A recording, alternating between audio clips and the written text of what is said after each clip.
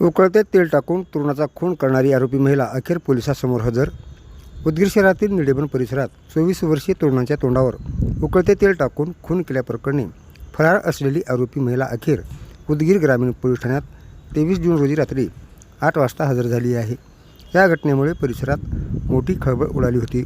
आरोपी महिला पोलिसांसमोर हजर झाल्यानंतर या प्रकरणाच्या तपासाला वेग मिळाला आहे।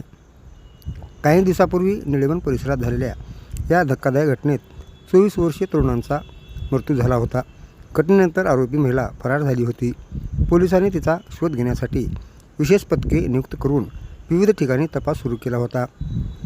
दरम्यान पोलिसांचा वाढता दबाव आणि शोध मोहीम यामुळे संबंधित महिला अखेर उदगीर ग्रामीण पोलीस ठाण्यात हजर झाल्याची माहिती समोर आली आहे।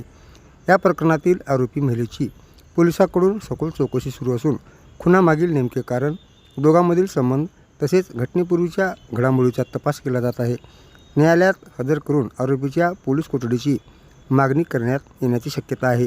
आरोपी महिला पोलिसांच्या ताब्यात आल्याने नागरिकांनी समाधान व्यक्त केले आहे। या प्रकरणातील पुढील तपास उदगीर ग्रामीण पोलीस हे करीत आहेत।